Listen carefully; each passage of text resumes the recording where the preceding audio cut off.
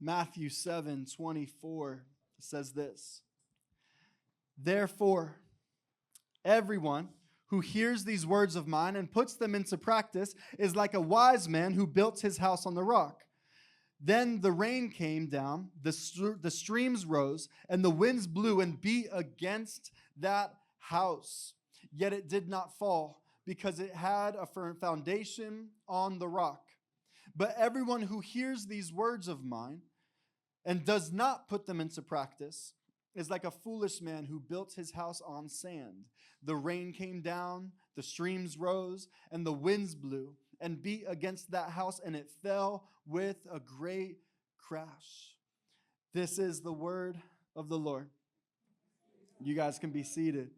Title this morning for my note takers, my heaven goers. Title of the sermon is Shaky Season. You guys know that's a joke, right? You can go to heaven without taking notes. But God just has a special place for you if you do, okay? Shaky season. Man, have you ever been in a shaky season? A season that was a little worrisome. A season that you didn't know if what you were building on was necessarily something that could take you into the future or build a life on. Some of us have had seasons of shaky occupation. We're like, man, I don't know what's happening right now with finances and with job, and I don't know what the future holds. Some of us have had shaky relationships where you're like, I don't know, maybe next week this whole thing falls apart. Some of us have had shaky friends that you're like there, and then they're not there, and where is this person? Shaky season is the title of the message this morning. It was a couple years ago. Ashley and I were dating, and I have to confess this morning, I'm a better husband than I was a boyfriend. I fail at being a boyfriend. I was not a good boyfriend, and we lived across the country. She was in New Jersey, and I was in Denver for 2.5, almost 3 years. And we tried to make this distance relationship work, and it was so hard. And the time difference, and something that I really struggled with was communication. I've got this like ADHD problem that's like this out of sight, out of mind type thing. Anybody struggle with that? Hallelujah. We need healing. But I've got like this thing, and I would be up late with my friends, and I'm out, and it's like 11, it's midnight, and now I'm not thinking, oh, the time difference, like it's 2 a.m. there. So all these nights would go by, and I would completely miss talking with Ashley while I was her boyfriend, and we just wouldn't talk at night some nights. And I remember I was sitting with one of my mentors, and I was telling him, he was asking me about my relationship. Now, you have to know I got mentors for different areas of my life because I don't think anybody can do this on their own. So I got like a relationship mentor. I've got a pastor mentor. I got a friendship mentor. Like I've got a preaching mentor. I got mentors for every area of my life because I need people with gray hair who have done this for way longer than I have to tell me what I'm doing wrong. You know, if you got gray hair, come talk to me after. I got a position for you in my life. But man, I was sitting with my relationship mentor. His name's Clay, and he's got this like deep Texan accent. And I'm telling him about my relationship with Ashley, and he goes, buddy, no girl likes a shaky relationship. No girl likes a shaky man. If you're going to date this girl and you're going to be with her, you need to become sturdy, he said to me. You need to be sturdy. How many of us know the reason that things that are shaky are not promising is because you cannot build anything if there is not a foundation that can hold it. The reason that no girl wants to date a guy who's kind of shaky about the relationship is because she knows this isn't going anywhere. I can't build on this. The reason that when you have a shaky job and you're looking everywhere else for another opportunity is because you know if this job is shaky, it's not something I can build on because the higher that it gets and the heavier that it gets, the more volatile that shake becomes, and it becomes much more dangerous. What Jesus wants us to know this morning is that there is a way to build your life that it will not always be in a shaky season. You see, one of the things in this passage that he immediately brings out, he says there's two types of people. Now, you have to realize Jesus is preaching the Sermon on the Mount. It's his most famous sermon that he preaches in his entire life. He's probably about 32 years old. He started his ministry at 30 years old. He would be crucified at 33. So we're probably around 32 years of age. There's been rumors of Jesus. He healed the blind man. He healed the sick. He raised Lazarus from the dead. This dude, did you hear that guy walked on water? What is going on? He fed the 5,000. He cast demons out of people. This guy's crazy. And by this time, so many people are following Jesus. So he starts planning. He's like, you know what? I'm going to preach a really big sermon. And he preached about 10 times longer than I preach on a Sunday. He preached for hours and hours that day. But he preached the Sermon on the Mount, and thousands of people gathered to hear this teaching. You get to the end of the teaching, and this is how he ends it.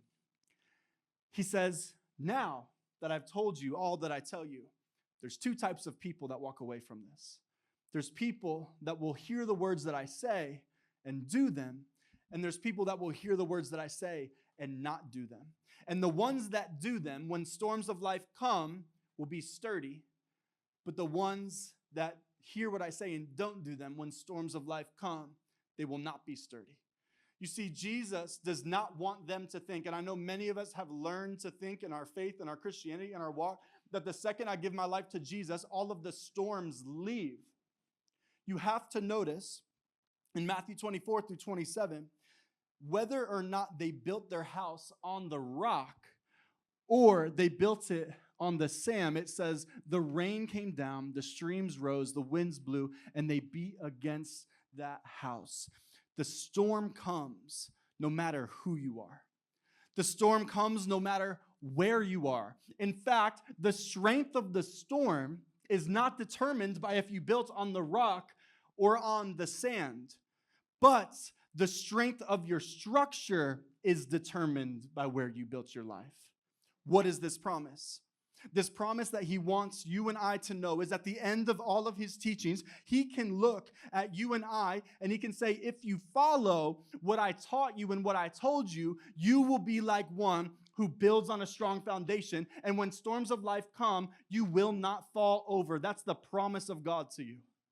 The promise of God to you. Let me tell you, many of us grew up in a religion that we believed that following Jesus meant I had to act a certain way.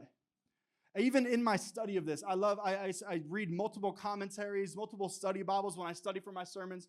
And one famous theologian says this. He says that the true mark of a Christian is not what you know, but what you do.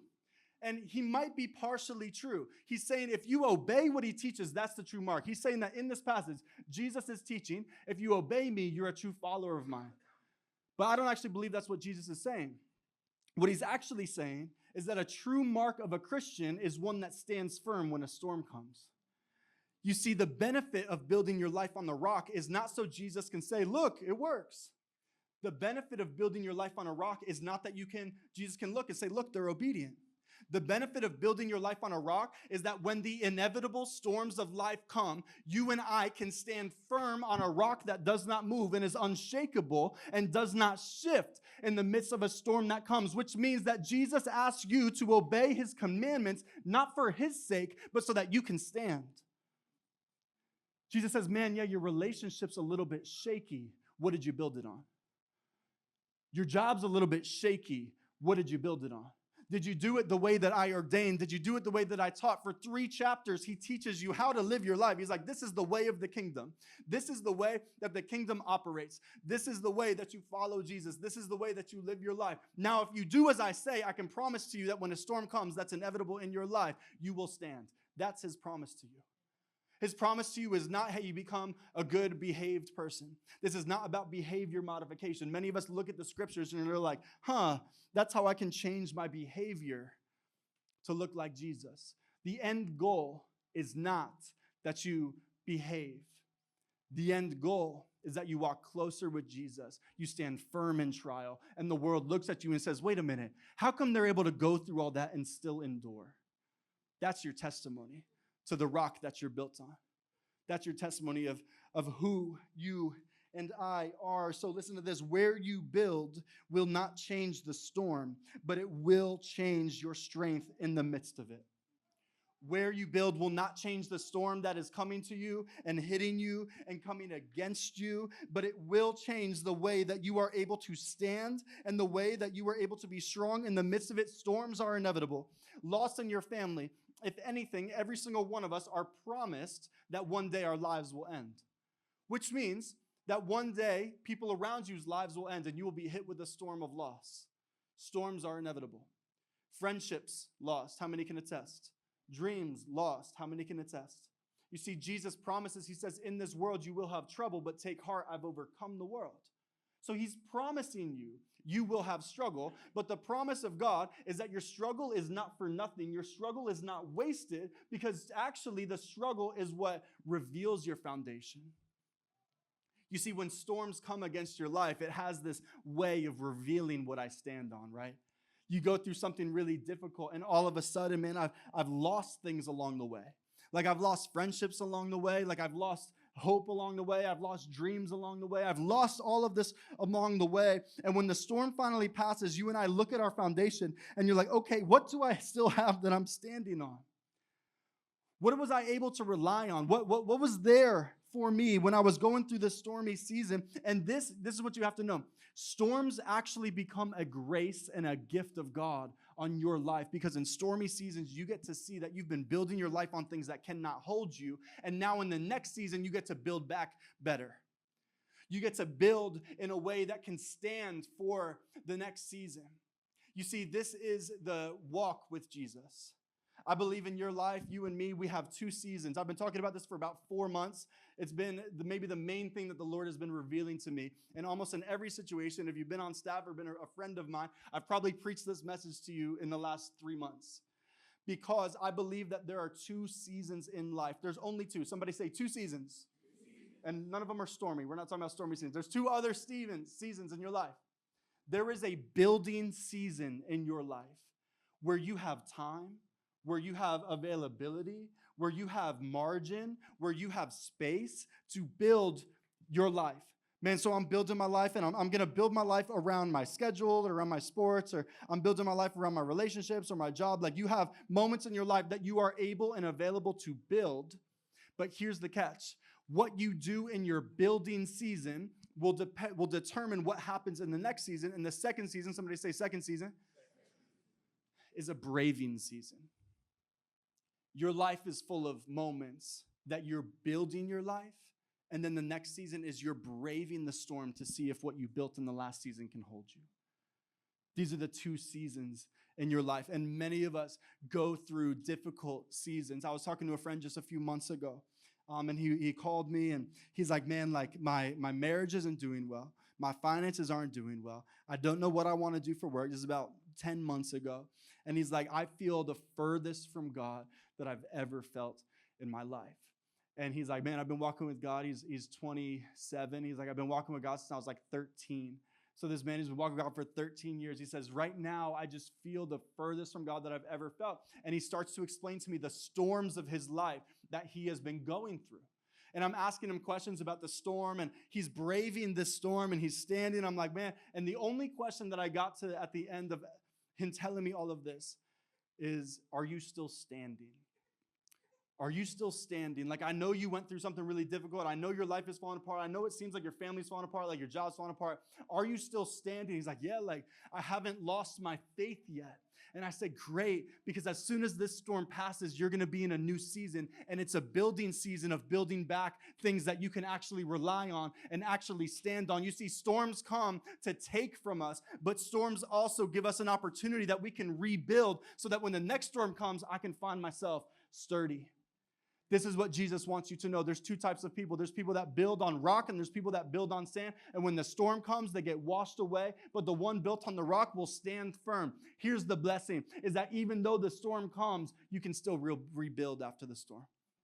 And man, for some of us, you've been walking with the Lord for 30 years. For some of us, you've been walking with the Lord. This is your first day. And we're so glad that you're here. And you can start building with us, okay? I'll give you a hammer. Listen.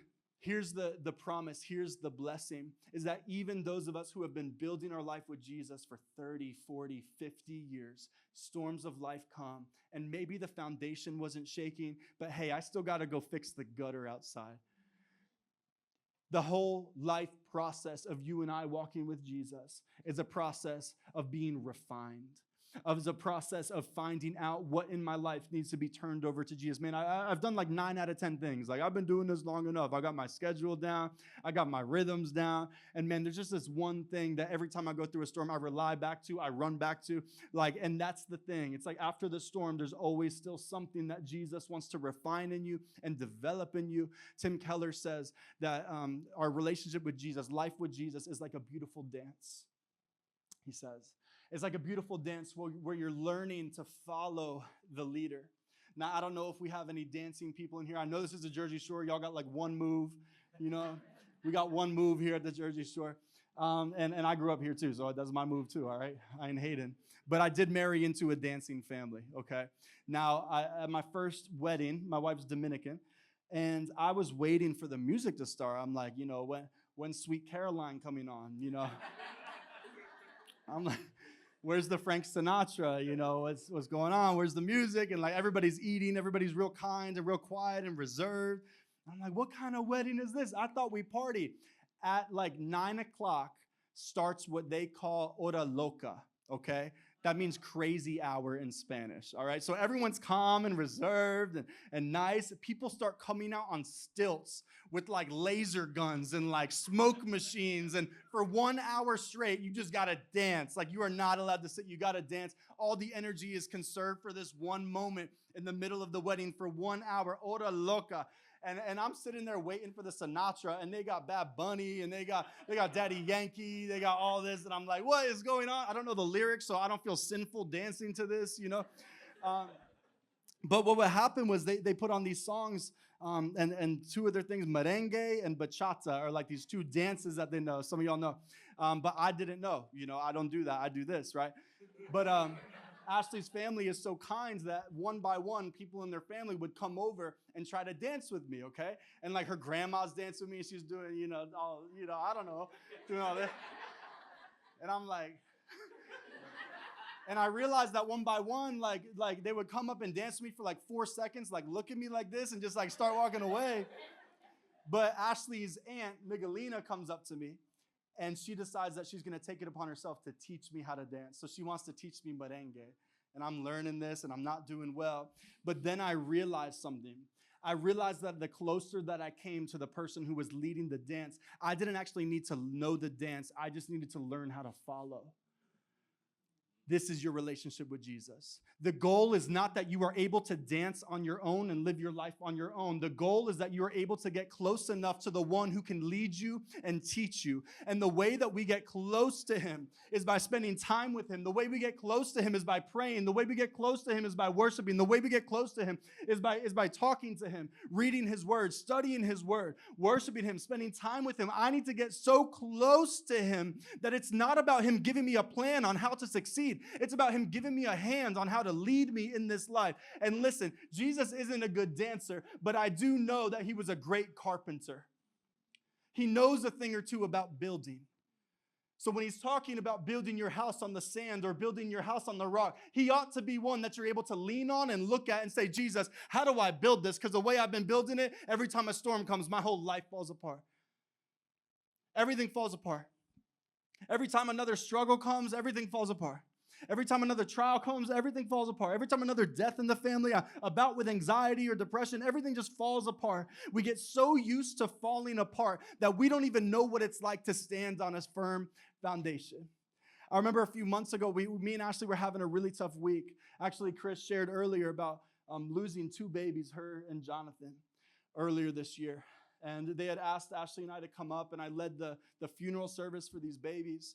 And we worshiped, and it was so hard. I remember that night, I'm like, what do I even say on a night like this that's so hard and so tragic, like a miscarriage and stillborn, like these situations are so, man, they're just so sad. They're so mournful. They're so grieving, like there's so much grieving to be done.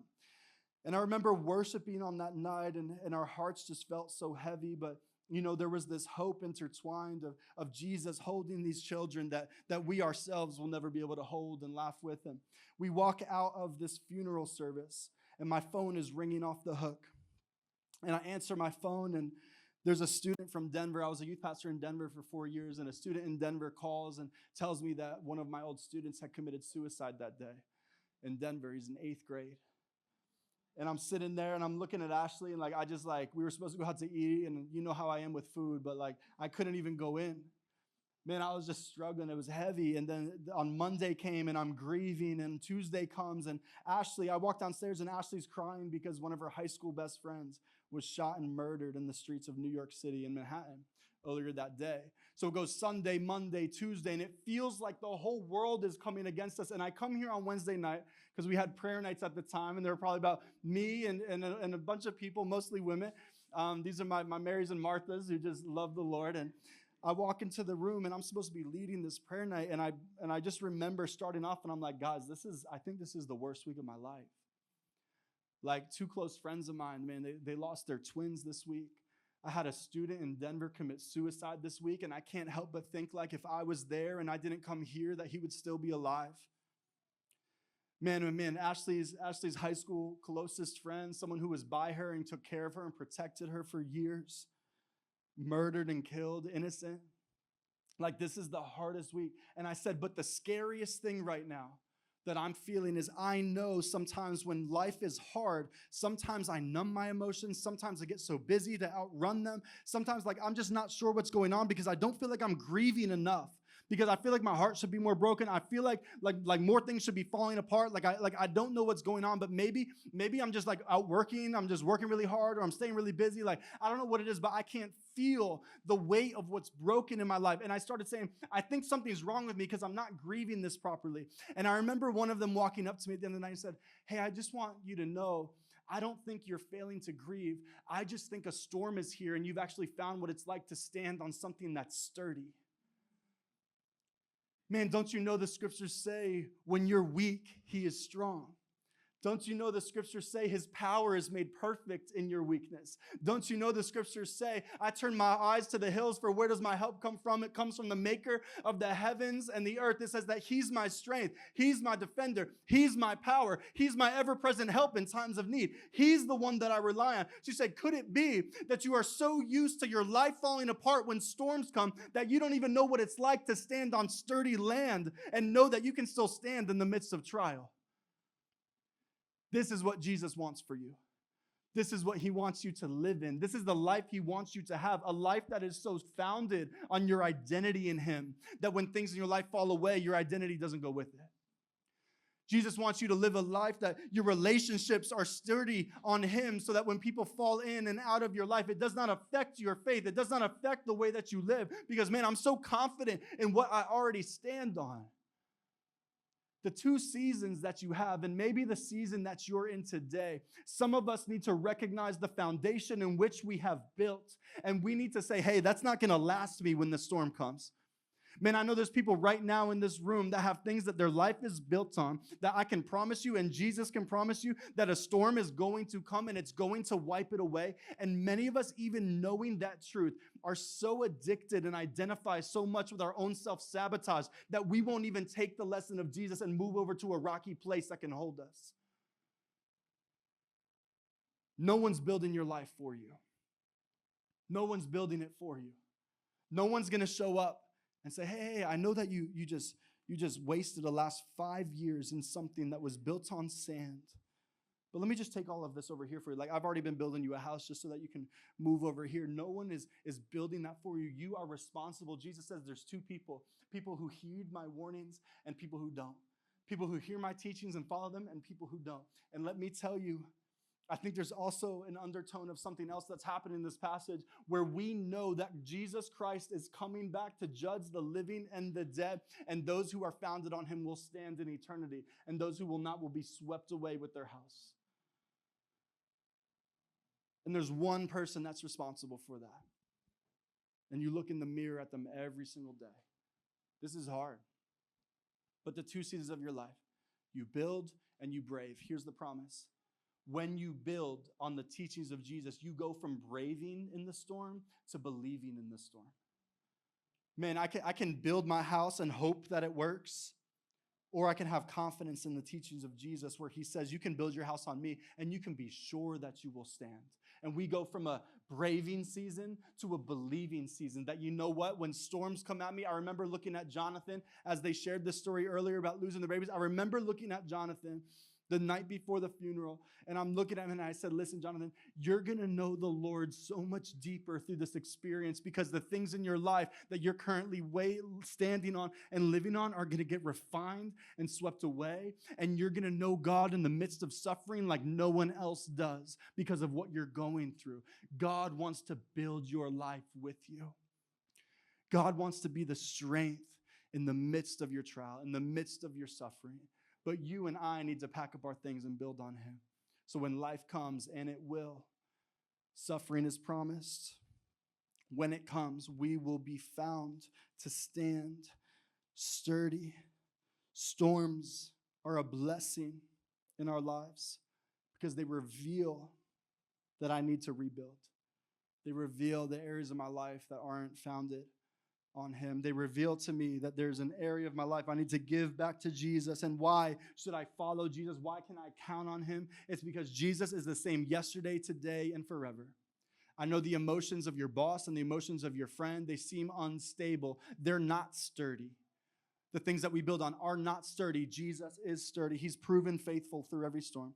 He keeps his promises. He cares about my foundation. He builds with me. He restores when the storm breaks. He's strong when I am not. He's the rock that doesn't move. And what we will often find is that Jesus is still the rock at the bottom. When you hit rock bottom, he's still there and everything can be swept away, but you will find yourself not in a shaky season. You will find yourself in a sturdy season. No matter what comes at me, I will not be shaken, because on Christ the solid rock I stand, and all other ground is sinking sand. You and I need to be people built on the rock. This is the call of Jesus on your life. This is what you and I need to be known for, called for, and living for. Let me pray for you guys this morning.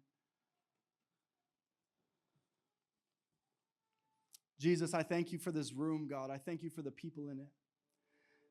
Jesus, I thank you that you do not leave us to figure it out on our own. God, you do not leave us to learn how to build. But God, you give us the way. Your word says you are the way, the truth, and the life, God. Your word says that those who abide in truth, that the truth will set them free.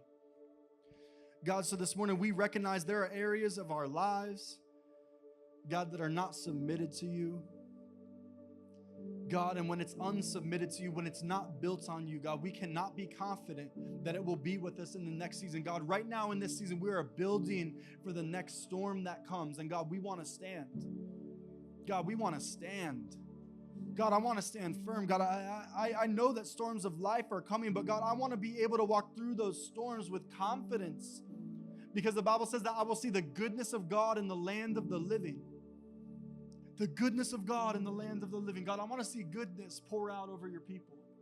God, I want to see the people of this room knowing your goodness, standing firm in your truth, God. God, I want to see the people in this room not be wavering and weaving with the winds and the storms that come for them, God. But God, would we be found strong? Would we be faithful?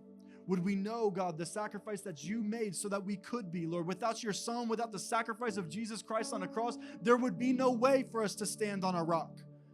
But Jesus, as our cornerstone, we call on you, God. We want to build our lives on you. God, we want to lean on you. We want to put all the weight on you. You say, for come to me, all who are weary and burdened, for my yoke is easy and my burden is light. Listen, church, Jesus welcomes your burdens today. Build it on him. He can carry it. He has the strength to uphold it. He has the power to handle it. You don't need to carry what you've been carrying. Put it on him. Do it his way. And then if it doesn't go wrong, you got someone else to blame. You can blame Jesus if it doesn't go right. He says, test me. Build it on me. I'll show you. So Jesus, bless these people this morning.